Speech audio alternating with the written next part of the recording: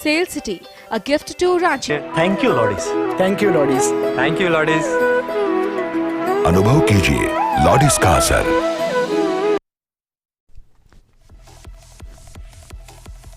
ठाकुर श्याम नंदन के श्राद्धक्रम में पहुंचे नीतीश कुमार। बिहार शरीफ पहुंचकर सीएम नीतीश ने दी स्वर्गवासी ठाकुर श्याम नंदन सिंह को श्रद्धांजलि। ठाकुर श्याम नंदन सिंह के चित्र पर अर्पित किए पुष्प। विधानसभा चुनाव में मिली करारी हार के बाद जदयू ने अब युवाओं को जोड़ने की शुरू की कवायद। जदयू अब युवाओं से संवाद करेगी। पार्टी के राष्ट्रीय अध्यक्ष आरसीपी सिंह ने दी की घोषणा। बिहार विधान परिषद की 2 खाली सीटों पर चुनाव के लिए नामांकन आज से 28 जनवरी को होगा मतदान। सुशील कुमार मोदी और विनोद नारायण झा की सीट पर होगा चुनाव। पटना में तेजस्वी की अध्यक्षता में राजद नेताओं की बैठक। किसान आंदोलन और रोजगार के मसले पर बैठक। पूरे बिहार में आंदोलन की तैयारी की समीक्षा।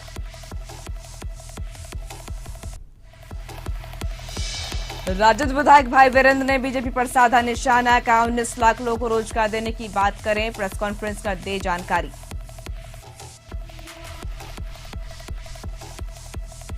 और गोपालगंज में शराब तस्करी का एक नायाब मामला आया सामने। शराब तस्करी ने के चूहे के बिल को बना रखा था गोदाम। चूहे के बिल में तस्करों ने छिपा रखी थी 51 बोतल शराब।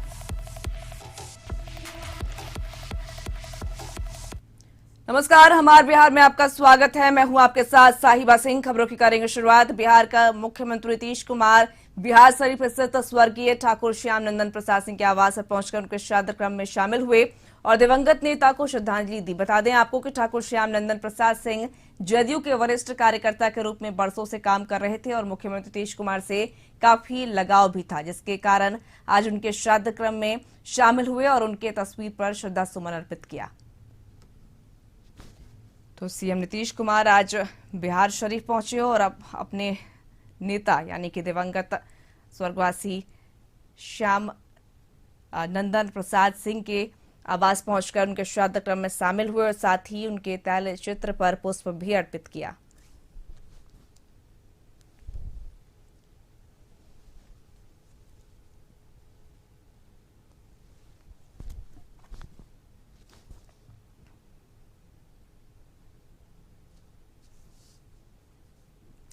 विधानसभा चुनाव में मिली करारी हार के बाद जदयू ने अब युवाओं को जोड़ने की कवायद शुरू की है। इस कवायद में जदयू ने अब युवाओं से संवाद करेगी। यह घोषणा पार्टी के राष्ट्रीय अध्यक्ष आरसीपी सिंह ने प्रेस कॉन्फ्रेंस कर की। जदयू के प्रदेश कार्यालय में आयोजित इस प्रेस कॉन्फ्रेंस में आरसीपी ने तेजस्वी यादव के 10 लाख युवाओं को नौकरी दिए जाने की घोषणा को हवाई करार दिया और दावा किया कि नीतीश ने मुख्यमंत्री का शपथ लेते ही पहले कैबिनेट में 20 लाख युवाओं को रोजगार देने का निर्णय लिया था। आज याद जरूर दिलाना चाहूंगा, चुनाव के दौरान हमारे प्रमुख विपक्षी दल ने एक घोषणा की थी कि जब उनको मौका मिलेगा तो पहली कैबिनेट में ही 10 लाख लोगों को रोजगार के अवसर उपलब्ध कराएगा।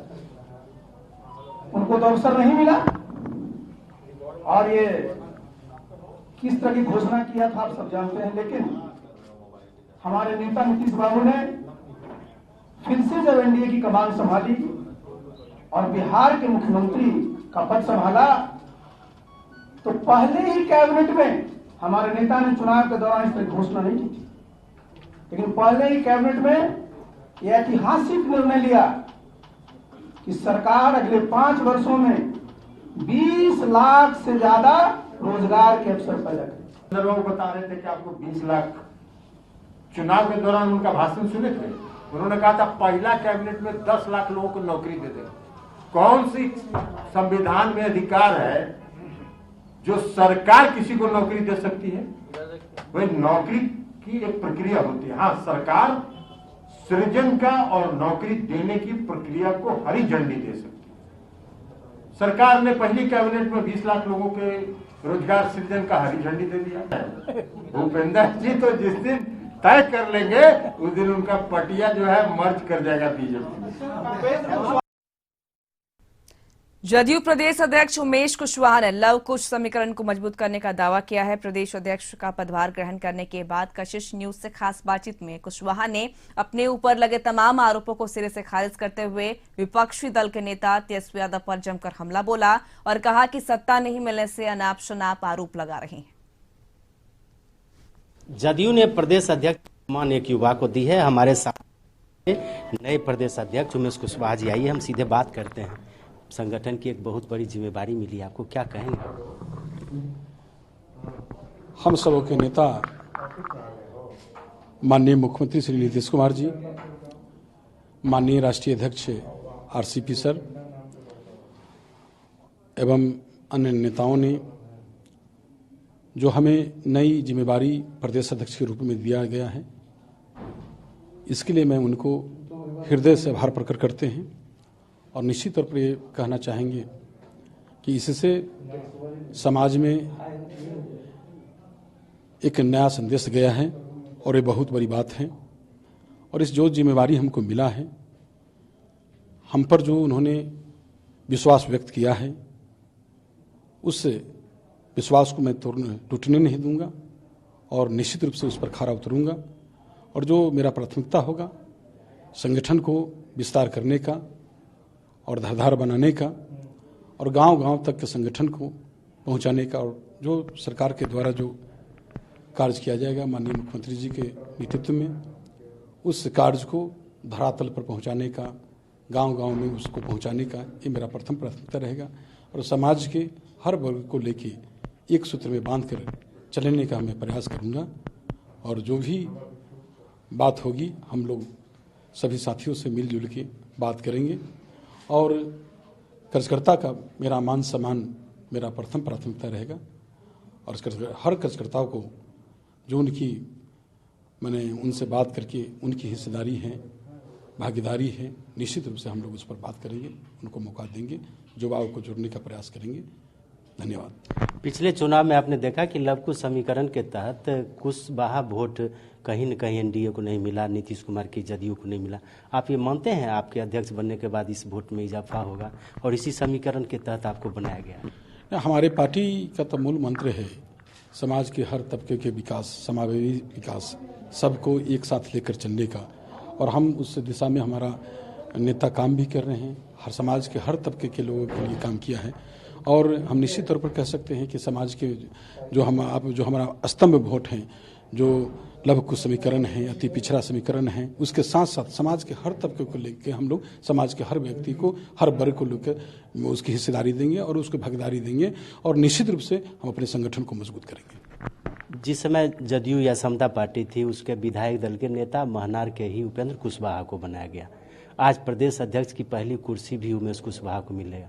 क्या मानते हैं आप? उपेंद्र कुशवाहा ने जदयू के साथ, समता पार्टी के साथ, नीतीश कुमार के साथ लवकुश समीकरण की शुरुआत की थी, एक मजबूती प्रदान की थी। आज उमेश कुशवाहा के ऊपर ये जिम्मेदारी आ गई। हर स्तर पर जो पार्टी का जो हम लोग का जो मूल माने मेन स्तंभ है, जो वोट है, उस वोट को हम लोग बरकरार रखेंगे। जो हमको जो जिम्मेदारी दिया गया है, जो जिम्मेदारी पार्टी के नेतृत्व ने समझा है और जवाबदेही दिया है, उस जवाबदेही को निष्ठापूर्वक हम लोग निर्वहन करेंगे और पूरा मजबूती के साथ हम इस पर काम करेंगे। हर वर्ग के लोग के साथ चलेंगे। विपक्ष ने कई व्यक्तिगत आरोप भी आप पर लगाए हैं, सामाजिक जीवन में कई केस मुकदमे के बारे में क्या कहेंगे? जो हम पर आरोप लगाया जा रहा है बिल्कुल निराधार है। इसमें प्रशासन द्वारा, पुलिस प्रशासन द्वारा जो है इसकी जांच कर दिया गया है, स्पष्ट रूप से है। और जो हत्यारा है, चाहे जो भी जो है, उस सब लोगों के माने जेल में है, चाहे जो भी है, सब उस पर पुलिस जो है दूध का दूध, पानी का पानी कर दिया गया है।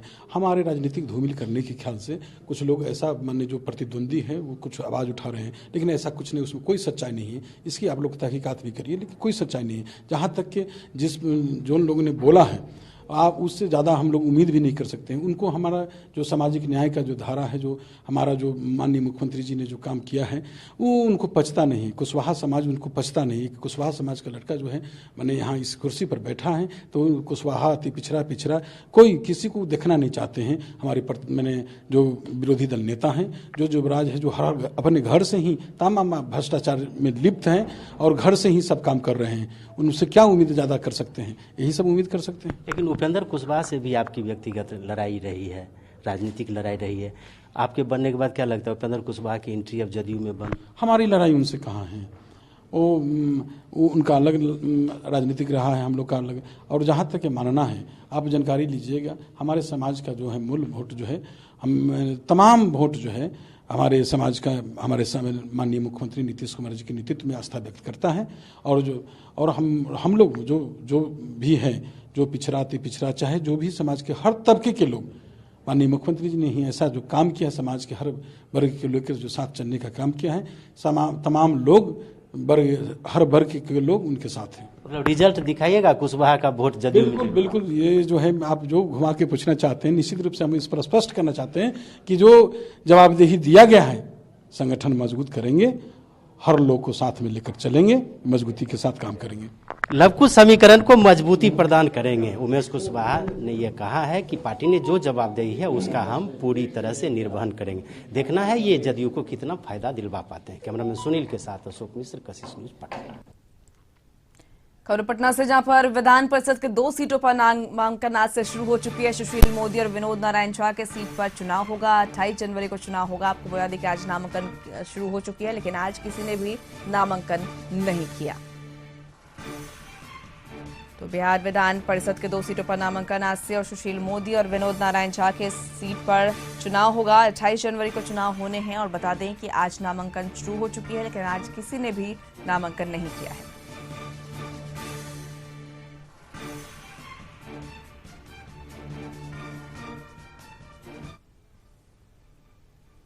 यहाँ रुकेंगे छोटे से ब्रेक के लिए। खबरों का सिलसिला जारी रहेगा।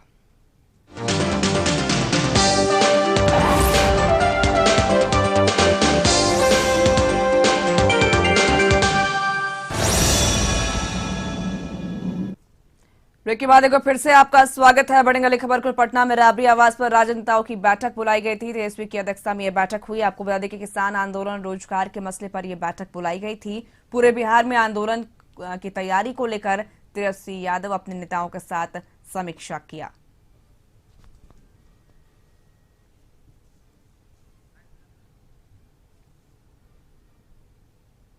राजद विधायक भाई वीरेंद्र का बयान सामने आया है। भाई वीरेंद्र ने कहा कि मुंगेरी लाल के हसीन सपने और दिन में तारा देखने की बात बीजेपी बिहार प्रभारी कर रहे हैं। राजद में टूट की बात दिन में सपने देखने जैसा है। 19 लाख लोगों को रोजगार देने की बात करें। प्रेस कॉन्फ्रेंस का जानकारी दें कि क्या हुआ उस घोषणा का। बिहार की पुलिस शराब पकड़ने की जगह शराब बेचने का काम शुरू कर चुकी है। थानों में जब्त शराब की बिक्री पुलिसकर्मी ही करने लगे हैं। इस पर मुख्यमंत्री की चिंता नहीं है, सिर्फ दिखावे के लिए शराबबंदी की बात कर रहे हैं। और पटना में सरकार बैठी है, उनके नाक के नीचे, चाहे वो मनेर थाना हो, बीटा थाना हो, दानापुर थाना हो, सारे थाने में शराब का लेन देन सब कुछ हो रहा है। ये सरकार भी जान रही है। और सरकार में बैठे जो रसूखदार नेता हैं, उनके देख रेख के, उनके संरक्षण में ये शराब की बिक्री हो रही है। और मुख्यमंत्री अपनी पीठ को अपने से थपथपा रहे हैं कि शराब की बिक्री मैंने बंद कर दिया है। शराब से कितने लोग मर गए और कितने ये थानेदार करोड़पति अरबपति हो गए हैं, और ये सरकार को सूद नहीं ले रहे हैं। ये और भूपेंद्र यादव जी जो दूसरे पर हमला कर रहे हैं कि पार्टी टूटेगी। अरे अपने ऊपर भीतर झांकिए ना। आपने जो वादा आज तक किया है, वादा पूरा हुआ क्या? बेरोजगारों को रोजगार। राजद नेता श्याम रजक ने पीएम मोदी पर कोरोना को लेकर हमला किया है। उन्होंने मोदी पर कोरोना वैक्सीन को लेकर हल्ला मचाने का आरोप लगाया है। इसके साथ ही उन्होंने प्रधानमंत्री को कोरोना का टीका लेने की भी हिदायत दी है। इनको कोरोना नहीं सूझता है और अब कोरोना सूझता है, वो करे, मेरी शुभकामना है। सारे देश के प्रधानमंत्री, राष्ट्रपति ने अपने कोरोना का वैक्सीन लगा लिया है। हमारे देश के प्रधानमंत्री ने तक वैक्सीन नहीं लगाया। इसका मतलब कि कोरोना कहां से आ रहा है वो खुद समझेंगे। बीजेपी बिहार प्रभारी भूपेंद्र यादव के बयान पर राजद प्रवक्ता मृत्युंजय तिवारी ने निशाना साधा है। मृत्युंजय तिवारी ने कहा कि राजद को नहीं सरकार टूटने से बचाने की चिंता करें, राजद को तोड़ने की गीदड़ भभकी ना दे बिहार प्रभारी। बीजेपी के बिहार के प्रभारी आदरणीय श्री भूपेंद्र यादव जी कह रहे हैं कि खरमास के बाद आरजेडी को बचा सके तो बचा ले, आरजेडी को बर्बाद कर देंगे। ये गीदड़ भभकी से आरजेडी का बाल भी बांका होने वाला नहीं है। अगर हमारी चुनौती है, अगर बिहार में सरकार बचा सके भाजपा तो बचा के दिखा दे। ये हमारी खुली चुनौती है आरजेडी की। और ज़्यादा अगर भाजपा छटपट करेगी तो खरमास में ही खेल करके भाजपा को तहस नहस कर देगी आरजेडी। शक्ति सिंह गोहिल को पद से मुक्त करने के बाद नया प्रभार कांग्रेस नेता भक्त चरण दास को दे दिया गया है और कांग्रेस के नए बिहार प्रभारी भक्त चरण दास 3 दिवसीय दौरे पर पटना पहुंचे हैं और कहा कि यह मेरी कर्म भूमि है, जो पार्टी के लिए उचित होगा उसे करूंगा। चुनौती जितनी बड़ी होती है काम उतना बेहतर होगा। कांग्रेस के पिछले रिकॉर्ड से बेहतर काम आगे होगा। कार्यकर्ता सुबह से ही एयरपोर्ट पर बैंड बाजा के साथ उनका स्वागत करने के लिए तैयार देखे और कांग्रेसी पार्टी कार्यालय में नए बिहार प्रभारी के स्वागत के लिए पोस्टर बैनर कार्यकर्ताओं ने लगाकर रखा था। बिहार मेरा कर्मभूमि है, बिहार मेरा कर्मभूमि है और मैं यहाँ काम करना बहुत पसंद करूंगा। कितनी बड़ी चुनौती मानते हैं? चुनौती जितना बड़ी हो उतना ही अच्छा होता है। केंद्र सरकार द्वारा बनाए गए 3 कृषि कानूनों को रद्द करने की मांग को लेकर 44 दिन से दिल्ली की सीमा पर किसान आंदोलन कर रहे हैं और महागठबंधन के दल इसका समर्थन कर रहे हैं। बिहार में भी आंदोलन तेज करने के लिए भाकपा माले इन दिनों काफी एक्टिव दिख रही है। पिछले दिनों अखिल भारतीय किसान महासभा ने अनिश्चितकालीन धरना पटना सहित बिहार के सभी जिलों में शुरू कर दिया है। भाकपा माले ने गणतंत्र दिवस की पूर्व संध्या पर बिहार में विशाल मानव श्रृंखला बनाने का फैसला किया है और महागठबंधन के सभी घटक दलों को पत्र लिखकर इसमें शामिल होने का आग्रह किया गया और 26 जनवरी को खेती बचाओ देश बचाओ संविधान बचाओ संकल्प दिवस के तौर पर मनाया जाएगा और 25 जनवरी को पूरे राज्य में गणतंत्र दिवस की पूर्व संध्या पर मशाल जुलूस निकाला जाएगा। भाकपा माले के राज्य सचिव कोणाल ने प्रेस कॉन्फ्रेंस कर जानकारी दी। चल रहा जो किसान आंदोलन है उसका एक केंद्र बिहार भी बन गया है। पूरी हिंदी पट्टी में बिहार में भी लगातार विभिन्न किस्म के आंदोलन किसानों के चल रहे हैं। इसी आंदोलन को और मजबूती प्रदान करने और इसको और मजबूत करने के लिए कल महागठबंधन की बैठक थी। आप लोगों को जानकारी ही है कि 25 तारीख को जो मानव श्रृंखला की योजना थी उसे अब गांधी जी की शहादत के दिन 30 जनवरी को कर दिया गया है। बिहार में महात्मा गांधी किसानों के ही नेता थे। उन्होंने कंपनी राज के खिलाफ और ख़ास तौर से जो 3 कठिया प्रणाली थी उसके खिलाफ उन्होंने आंदोलन चलाया। पटना सिटी में केंद्र सरकार द्वारा बनाए गए नए कृषि बिल कानून के खिलाफ राजद का पदयात्रा फतुहा के राजद विधायक डॉक्टर रामानंद यादव और बख्तियारपुर के राजद विधायक अनिरुद्ध यादव ने अपने सैकड़ों समर्थकों के साथ दनियावा से फतुहा तक 11 किलोमीटर का पदयात्रा किया। नए कृषि बिल वापस लेने की भी मांग की गई। जो 1.5 महीना से किसानों का आंदोलन चल रहा है उन्हीं लोग के समर्थन में हम लोग आज पैदल मार्च किए हैं दनियामा से फतुहा तक। मुख्य मांगे हम लोग का जो किसान दिल्ली में 1.5 महीने से धरना दिए हैं उन्हीं के समर्थन में हम तीनों बिल के विरोध में हम लोग कर रहे हैं।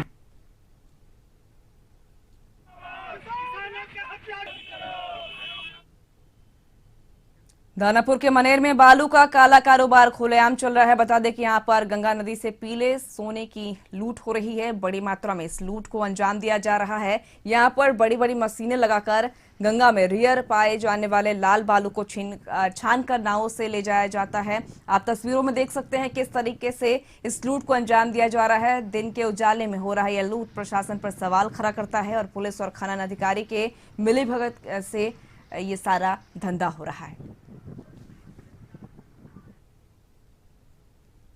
आता है बंगाल से यूपी से भी आता है सर। क्या के लिए आता है?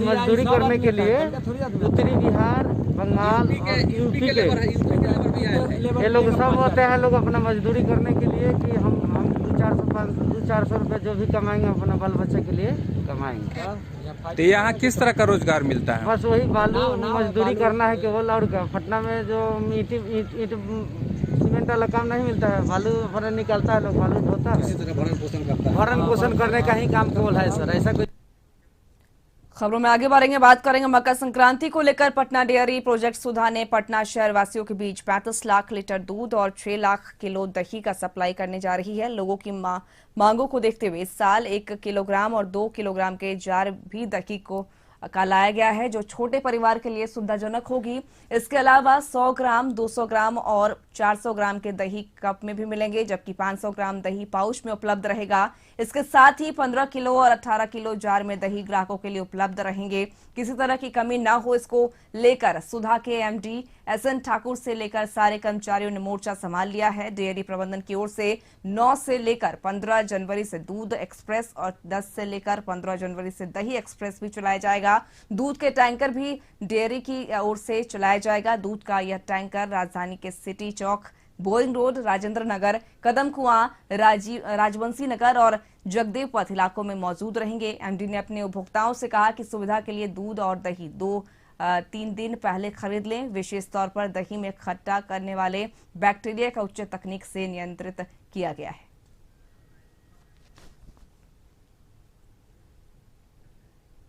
पटना में 16 जनवरी को टीकाकरण का काम शुरू कर दिया जाएगा। पटना की सिविल सर्जन विभा सिंह ने बताया कि फुलवारी शरीफ स्वास्थ्य केंद्र बेहतरा, स्वास्थ्य केंद्र मनेर, स्वास्थ्य केंद्र बाढ़, स्वास्थ्य केंद्र सहित एम्स और आईजीआईएमएस और पीएमसीएच, एनएमसीएच और निजी हॉस्पिटलों में टीकाकरण काम शुरू कर दिया जाएगा। इसको लेकर के तैयारी शुरू कर दी गई है। सिविल सर्जन ने कहा कि 16 तारीख से पहले टीका मिल जाएगा। सिविल सर्जन ने बताया कि तैयारी पूरी कर ली गई है। उन्होंने कहा कि 36,000 स्वास्थ्य कर्मियों को पहले चरण में टीका दिया जाएगा। 16 तारीख को जो टीकाकरण का कार्यक्रम शुरू होने वाला है, उसमें 16 जगहों पर को चुना गया है जिसमें आपका टीकाकरण होगा, जिसमें बख्तियारपुर पीएचसी है, बाढ़ एसडीएच है, भीटा पीएचसी है, दानापुर एसडीएच है, दानापुर धनरुआ पीएचसी है, मनेर पीएचसी है, फतुआ सीएचसी है, मसौरी एसडीएच है, जीजीएच पटना सिटी है। उसके अलावा फुलवारी शरीफ पीएचसी में होगा। फिर 4 मेडिकल कॉलेजेस जैसे आईजीएमएस, एम्स, पीएमसीएच और एनएमसीएच तथा 3 प्राइवेट हॉस्पिटल्स को भी चुना गया है। बिहार के स्कूल, कॉलेजों और अन्य शिक्षण संस्थानों में कक्षाएं शुरू होने के बाद कोरोना संक्रमण की शिकायतों के मद्देनजर स्वास्थ्य विभाग संक्रमण की रैंडम जांच कराएगा और सभी शिक्षण संस्थान पुनः खोलेंगे और रैंडम जांच की कार्यवाही शुरू हो जाएगी। स्वास्थ्य विभाग ने सभी जिलों के सिविल सर्जनों को कोरोना की रैंडम जांच कराने का निर्देश दिया है।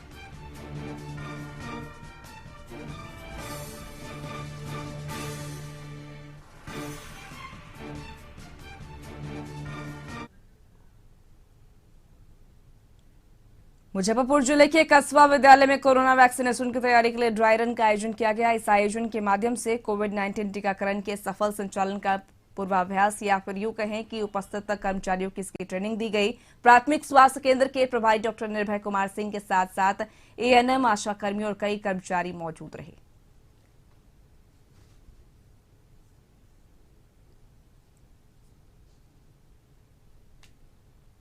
पटना के गांधी मैदान में 26 जनवरी के कार्यक्रम से पहले होने वाले परेड समारोह में शामिल होने वाले सभी पुलिसकर्मियों का कोरोना टेस्ट हो रहा है। पटना के गांधी मैदान में स्वास्थ्य की विशेष टीम सभी पुलिसकर्मियों का कोरोना टेस्ट कर रही है और टेस्ट में नेगेटिव आने वाले पुलिसकर्मियों को ही परेड में शामिल होने की अनुमति दी जा रही है।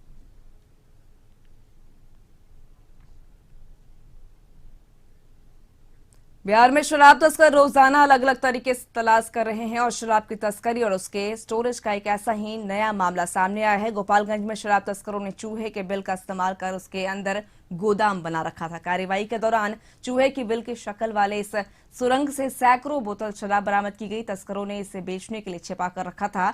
उत्पाद विभाग की टीम ने गुप्त सूचना के आधार पर कार्रवाई करते हुए शराब बरामद किया। गोपालगंज के उत्पाद अधीक्षक राकेश कुमार के मुताबिक उन्हें गुप्त सूचना मिली थी कि मंझागढ़ के शेख टोली गांव में शराब तस्करों ने अपने घर में भारी मात्रा में शराब छिपा रखा था। इसी सूचना के आधार पर उत्पाद विभाग की टीम ने शेख टोली के रहने वाले मनोज कुमार के घर पर छापेमारी की, लेकिन कुछ भी बरामद नहीं हुआ। जब उत्पाद विभाग की टीम ने घर की सख्त तलाशी ली तो वहां पर चूहे का एक बिल दिखाई दिया। इस बिल को जब बड़ा किया गया तो उसको देखकर उत्पाद विभाग की टीम की आंखें फटी की फटी रह गई।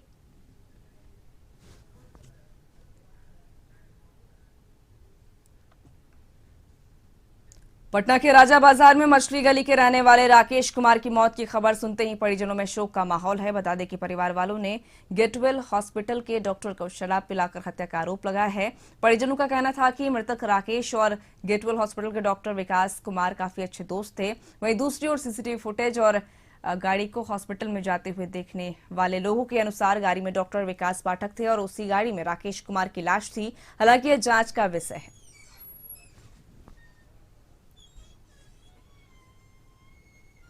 बरसों से उठापटक के लिए मशहूर बाढ़ नगर परिषद की एक बार फिर सुर्खियों में है। अनुमंडल मुख्यालय के सभागार में उप मुख्य पार्षद के विरुद्ध अविश्वास प्रस्ताव पारित होना था। 27 वार्ड पार्षदों में 17 वार्ड पार्षद फ्लोर पर उपस्थित हुए, जिसमें 14 मत उप मुख्य पार्षद अनिल गुप्ता पर विरोध में पड़े और उनकी कुर्सी चली गई। जब अभी 14 वोट से अविश्वास प्रस्ताव उनको गिर गया, अब नया उप मुख्य पार्षद का चुनाव होगा। उसके बाद विकास की गंगा बहेगी, विकास होगा। अपडेट सरकार देगा। उम्मीद हर हालत में नया उप मुख्य पार्षद का चुनाव होगा। हमारे बिहार में बस इतना। एक छोटे से ब्रेक के बाद देखिए हमारे झारखंड हमारी सहयोगी करिश्मा के साथ। मुझे दीजिए इजाजत।